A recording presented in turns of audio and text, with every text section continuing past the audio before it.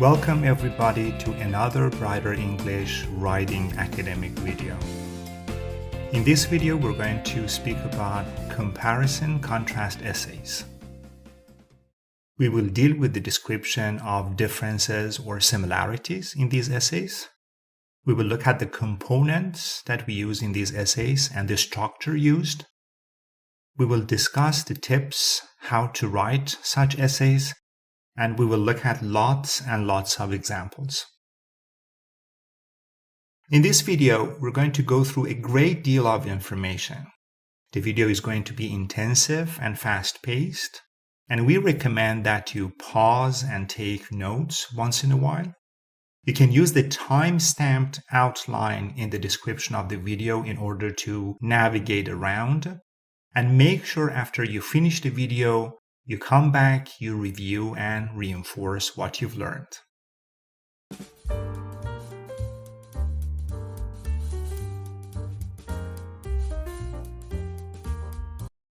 So, what is comparison-contrast? Usually in everyday conversations, we use the word comparison and the verb compare in order to speak about similarities and differences. But more technically, whenever we mention comparison, we are speaking about the discussion of similarities between two items. And we use the word contrast when we discuss differences between two items. In comparison-contrast essays, there are three main ingredients. Firstly, you need two items. The two items could be two people, two events, two phenomena, two gadgets, two philosophies, periods of times, so on and so forth. Then you need several aspects or points, and these are angles through which the two items could be compared or contrasted, and these will be your similarities or differences later on. And finally, the most important ingredient is your evaluation and analysis. This is an explanation as to why it is important to know about the similarities or differences between the two items that you're discussing. Simply saying that A and B are different or similar is not enough.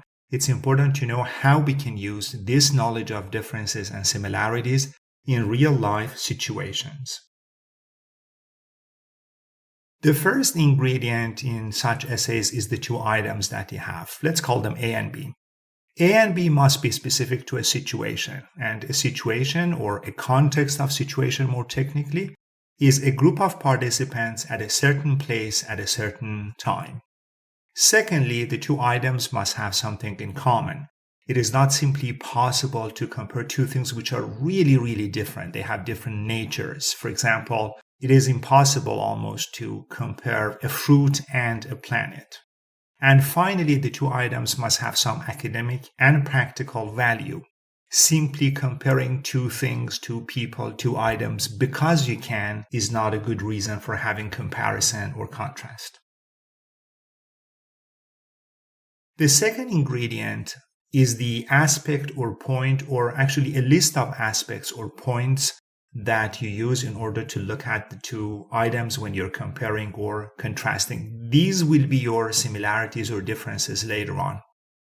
The important thing about the aspects or points is that they must be specific to a situation as well, and also they must lead to the evaluation and analysis. Again, randomly selecting a number of aspects or points, a number of similarities or differences between the two items is pointless. They should help us come to some kind of evaluation or analysis. Finally, the most important ingredient in comparison and contrast is your evaluation and analysis. This is the main point of the essay, and here you explain the significance and or application of the similarities or differences that you have between the two items. In simple words, you are saying why it is important to talk about the similarities or differences, or how we can use the similarities or differences in practical situations. Usually your evaluation and analysis helps make an informed decision or choice in a real-life situation. There are two different ways to structure comparison and contrast essays. For shorter essays, we can go item by item. In item by item structure, what you do is you have an introduction at the beginning in which you introduce the context of situation. Then usually have one section, one paragraph in which you describe item A, and then you have another paragraph in which you describe item B, and finally you have your evaluation and analysis and a conclusion at the end. Now, this is a great method if you don't have a lot of information, if your comparison or contrast is informal or simple, or you don't have a lot of space. For example, you need to finish everything in 200 words, 150 words. This is a great structure. For longer essays, more serious essays, especially academic essays in which you have citations, details, charts, graphs, data analysis, usually we go with point-by-point structures. In point-by-point structures, again, you start with an introduction at the beginning. Then you have one paragraph for each one of the points. You may discuss 3 points, 4 points, depending on how much space you need. And then you have your evaluation and analysis. And finally, you have your conclusion. These essays could be absolutely long. You have enough space to discuss everything in point-by-point comparison-contrast essays. Now we're going to develop point-by-point structures into comparison essays and contrast essays. Now in comparison essays, you just focus on similarities. And a very simple outline would be starting with an introduction in which you talk about the context of situation. Then you have a list of your similarities. In this case, for example, 3, could be more. And then you have your evaluation and analysis and a conclusion at the end. In contrast essays, you focus on differences. Again, you start with an introduction. Then you have a number of body paragraphs discussing the differences. In this case, we have 3 difference paragraphs. And finally, you have your evaluation and analysis, and you have your conclusion. Now, in most cases for essays, let's say around 1,000 to 1,200 words, up to 2,500 words, it's a good idea to focus only on similarities or differences. It is possible to write an essay in which you have both similarities and differences, you have both comparison and contrast. But then if it is an academic essay in which you have data analysis and data description and you have evaluation and analysis based on all of those, you need to have a lot of space. Such an essay should be over 2,500 words. You need many pages, and then you need at least 3 similarities and at least 3 differences. There should be a kind of balance. And you can later on develop them into all the details. You can start with the similarities or differences depending on the situations.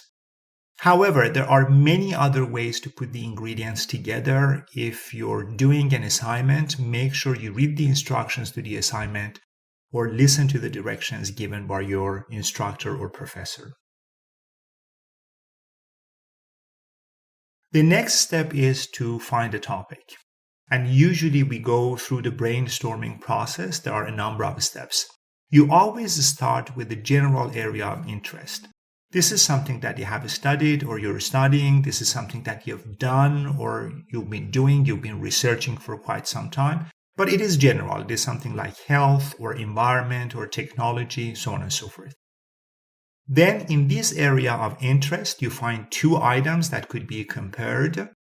And then you need to narrow down the items to specific ideas. You remember I told you that the 2 items should be specific to a situation, a context of situation. When you choose the 2 items, you need to narrow them down, and then you research the items to see whether they have more similarities or differences.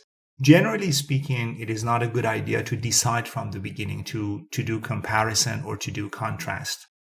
It's not a good idea to decide that you want to talk about the differences between A and B or similarities between A and B, because from the beginning, your approach, your perspective is biased. It's a good idea to look at both similarities and differences, make a list of all of them, study them, look at the resources you have for them, and then decide whether you want to go with similarities or differences.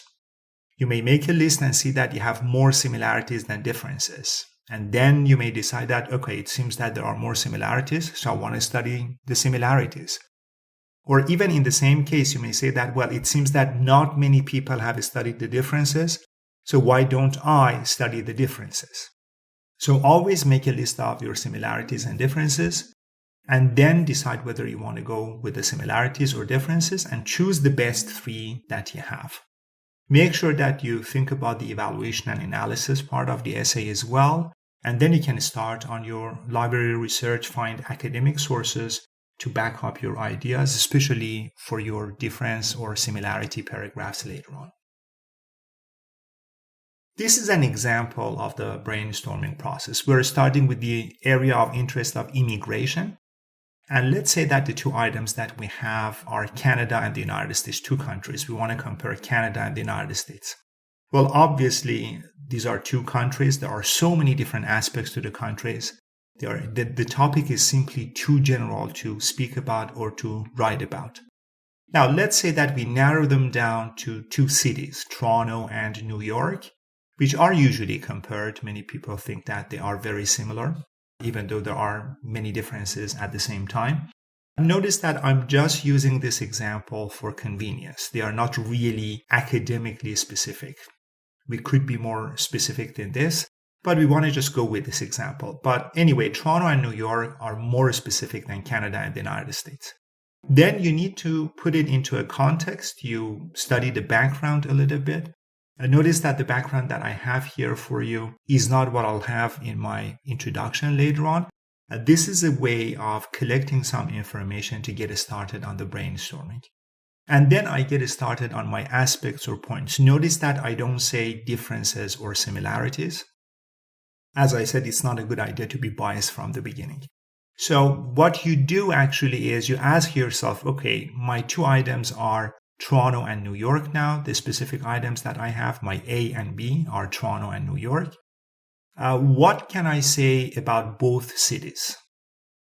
Then you make a list. You say, okay, I can speak about education in Toronto and New York. I can speak about employment in Toronto and New York, transportation in Toronto and New York, security in Toronto and New York, so on and so forth. You make a list. As you can see, I have 11 items on my list. And then you look at the resources that you have, and one by one, you look at education, employment, transportation in the two cities.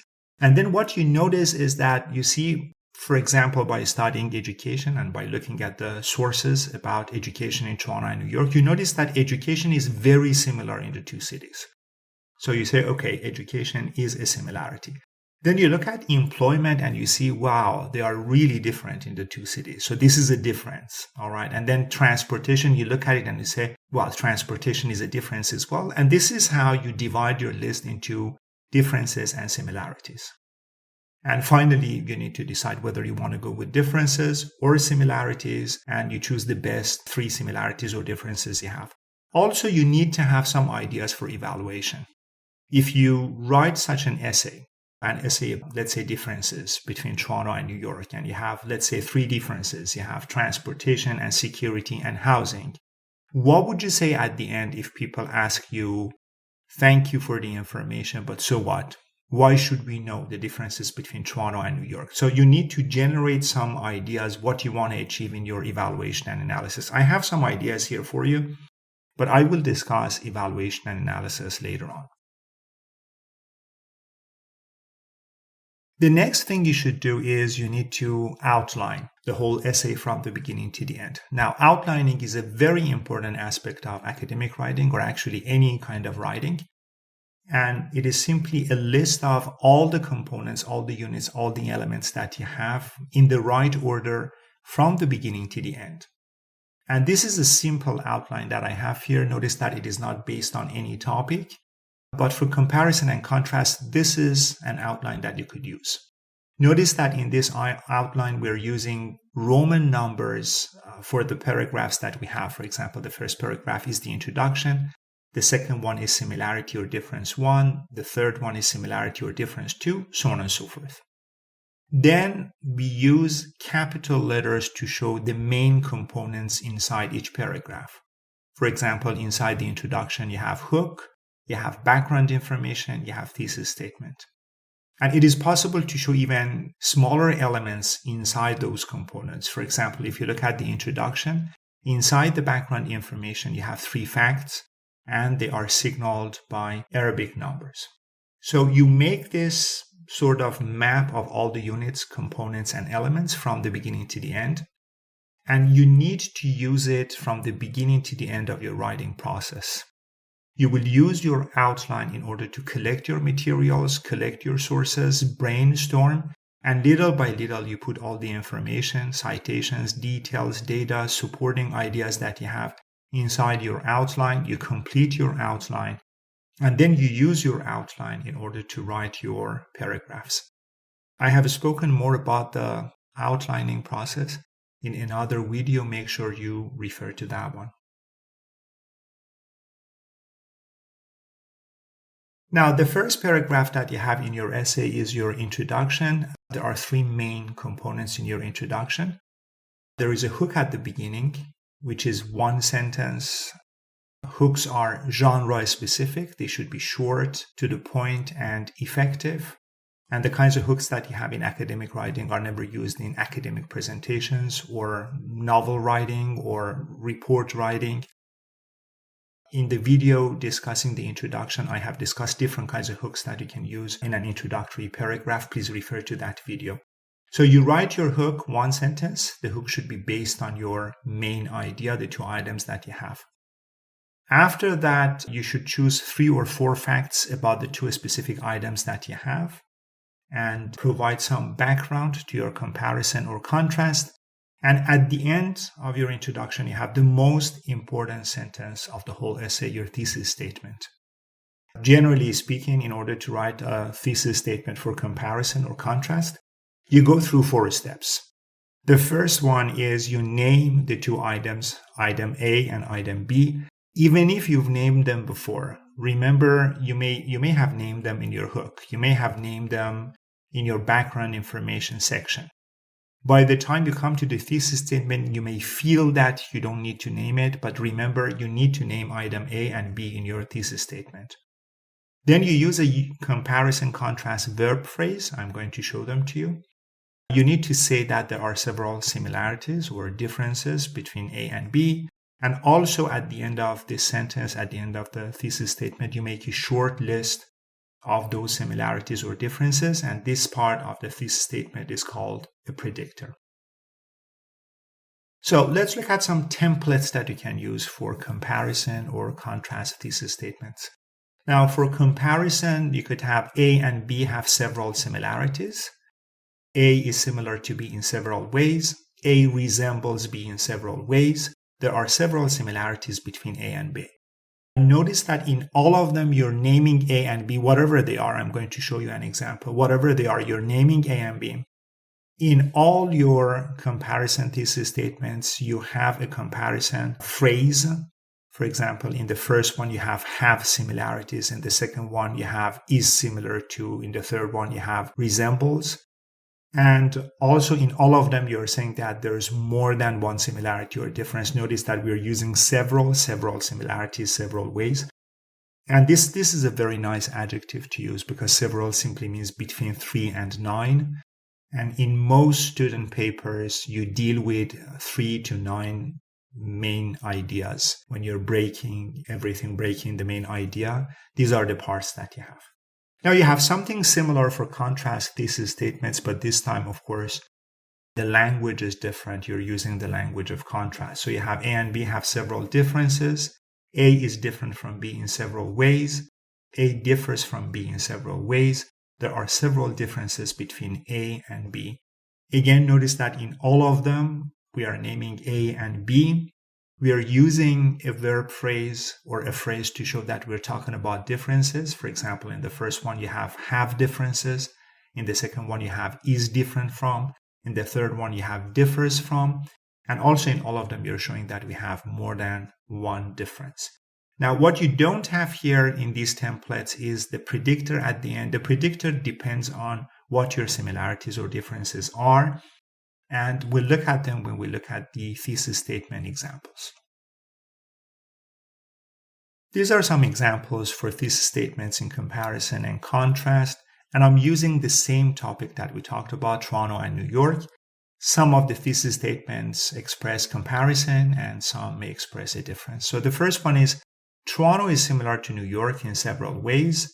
tourism, education, and employment. The second one, there are several differences between Toronto and New York, namely tourism, education, and employment. And the last one is Toronto resembles New York in several ways, tourism, education, and employment, respectively.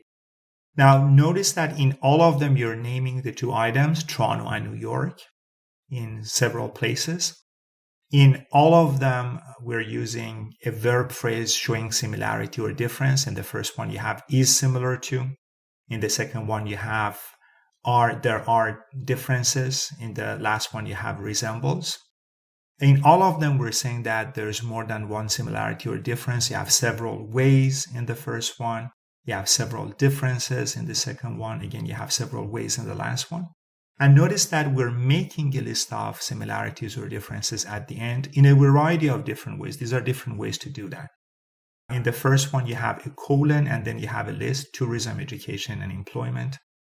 In the next one, you have a semicolon, and then you have namely, which introduces a list, and then you have the list, tourism, education, and employment. And in the last one, again, you have a semicolon, and first you have the list, tourism, education, and employment, and then you have the word respectively at the end, which signals a list as well. Notice that namely and respectively are used to signal a list. Namely is used at the beginning of the list, and respectively is used at the end of the list.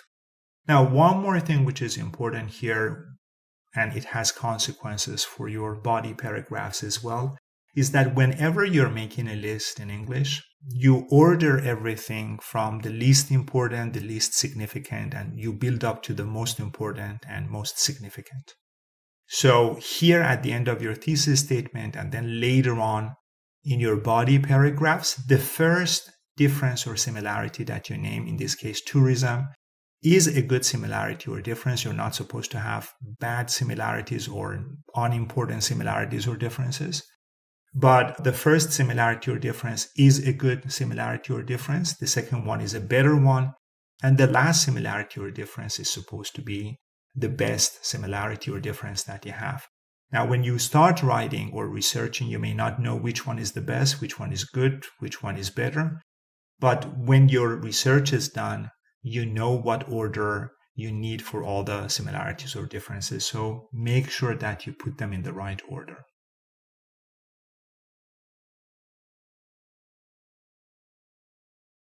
After your introduction, you have your similarity or difference paragraphs first.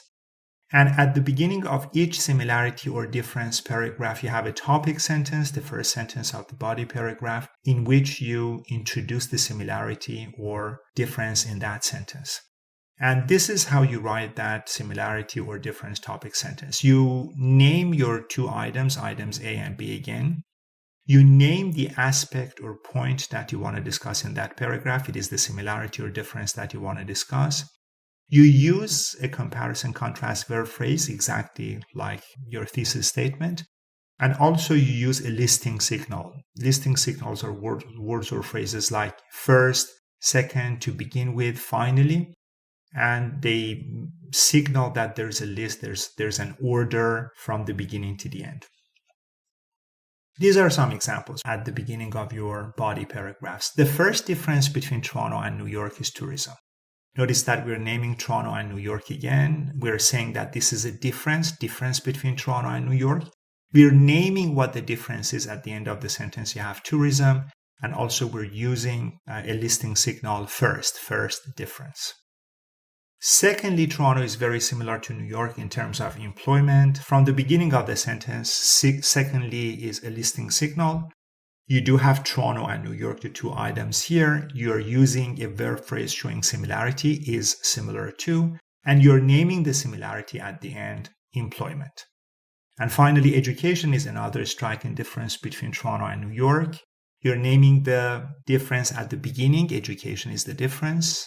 Another is a listing signal, shows that we have spoken about at least one more difference. You're naming the two items, Toronto and New York, and you do have a phrase showing that we're talking about differences. You're saying something is another difference.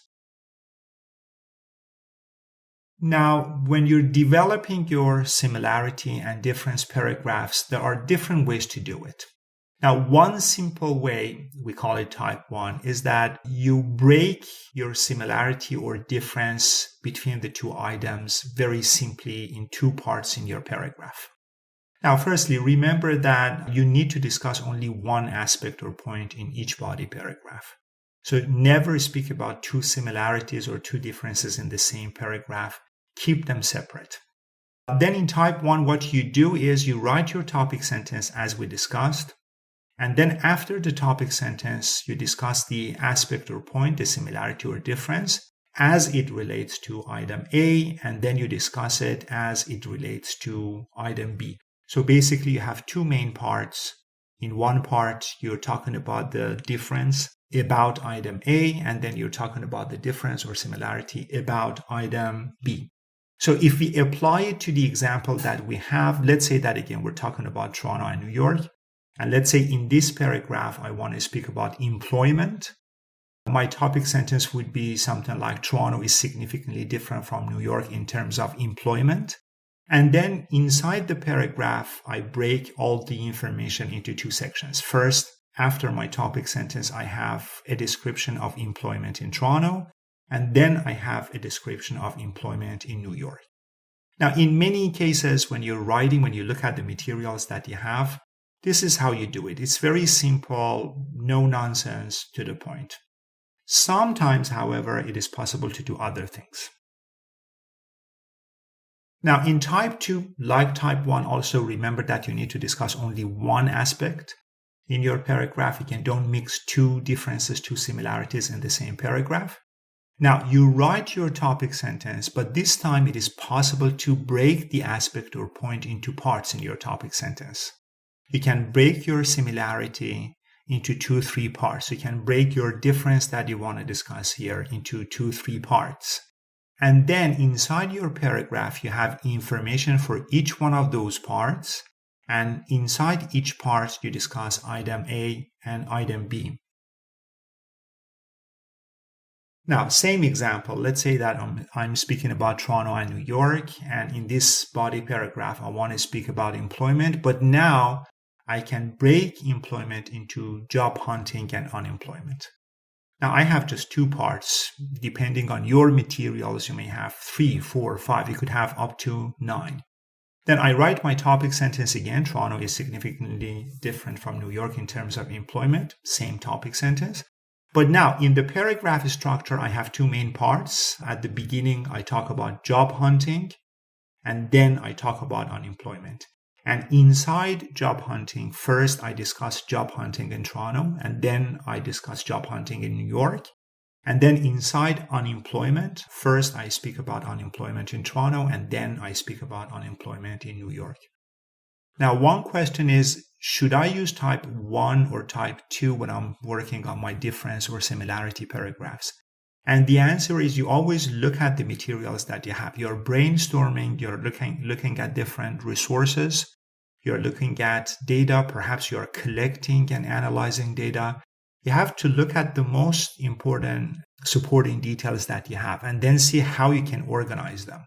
If it is possible to break your similarity or difference into different parts, for example, in this case, employment is broken into job hunting and unemployment, then go with this one, because then you have smaller units inside the body paragraphs.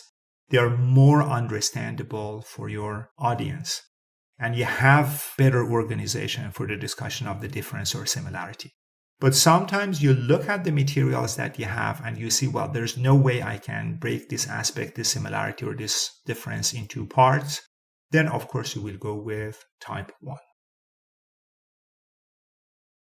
After you discuss your similarities or differences, you come to the most important part of your essay, evaluation and analysis paragraph. It is one paragraph, but notice that this is a very important paragraph. In this paragraph, you have again a topic sentence at the beginning. You introduce an area of decision or application in the topic sentence. You remember evaluation and analysis is the section in which you justify why we need the information, why we need to know about differences or similarities between A and B. So you introduce this in your topic sentence, and then you put forth your evaluation.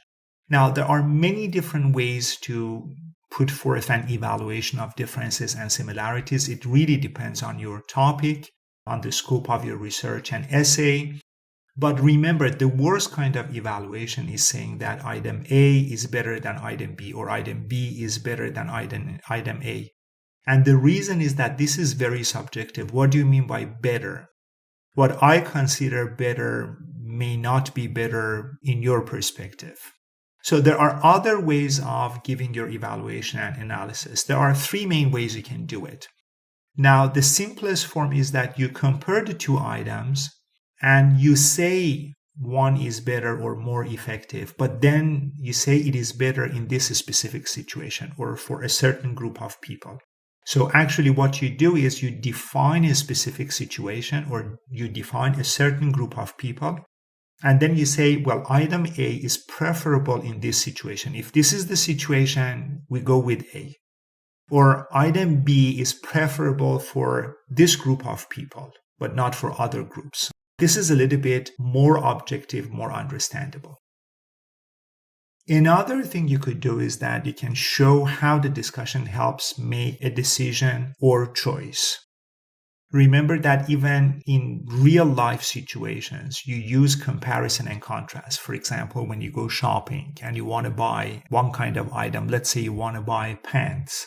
You go to different garment stores, you look at different pants, you try them on, and then you have a number of guidelines. You look at, for example, the prices, you look at the qualities, you look at the fabrics, you look at the styles, and you compare and you contrast, and then finally you come to a decision. So this is something that you can do for your evaluation and analysis in your essay as well.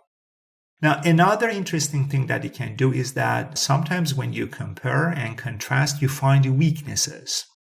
You see that item A has some weaknesses, item B has some weaknesses. And then based on weaknesses, there are three different things that you can do. One thing you can do is that you can recommend a method to improve one of them. You could say that, okay, A and B have weaknesses, but it's possible to improve A. And then in your evaluation and analysis paragraph, you give a number of recommendations how to improve A. So that's one thing you can do if there are weaknesses. The next thing you can do if there are weaknesses is that you can recommend a third alternative. Sometimes you see that A and B have weaknesses, but there is no way we can improve A or B. But there is another alternative. There is C, and C is superior to A and B. And then in your evaluation and analysis paragraph, again, you justify, you give the reasons, or you show how C is superior to A and B. And finally, the best way to do it when you have weaknesses, and this is something that people do in serious research, PhD dissertations, many people go with this kind of evaluation and analysis. It happens when you look at your differences or similarities and you see there are weaknesses, and you notice that it is not possible to improve any items. It is not possible to find another item which is superior. And then, based on your knowledge, you devise or create or invent your own item, your own alternative. And then in your evaluation and analysis, you describe your invention, your creation, and also you show how it is superior to whatever there is right now. And this is a great way to have your evaluation and analysis. Finally, at the end, you have your conclusion. In the conclusion, you have three main components. You have a restatement of thesis, which is a paraphrase of your thesis statement. All you have to do is you go to the end of your introduction, you read your thesis statement, and you paraphrase it. You say the same thing in other words. Then you have a summary of key points. For comparison and contrast, you summarize your similarities or differences. You don't need to summarize your evaluation. You just summarize the differences or similarities. And in order to do this, you go to your similarity or difference paragraphs. You look at the topic sentences at the beginning of these paragraphs. You remember in the topic sentence, you introduce the similarity or the difference. And then you paraphrase that topic sentence Make sure that you summarize everything in the same order. The order of differences and similarities is important. And finally, the last sentence you have is a final comment. There are different ways to give your final comment. You can highlight one of the aspects or points, one of the similarities or differences. It could be the most important similarity or difference you have, the last one. You can emphasize the main point in your evaluation and analysis section of the essay. You can give an appropriate relevant warning depending on the situation and the topic. This is something that you can do. And finally, you can encourage your readers to use the item you have recommended in your evaluation and analysis section if you talked about weaknesses of the two items and then, for example, you recommended improvements or another alternative or your own invention as an alternative.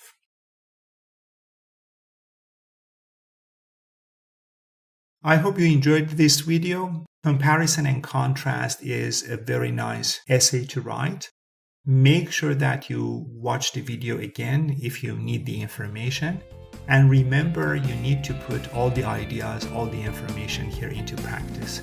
It is only by writing that you learn to write.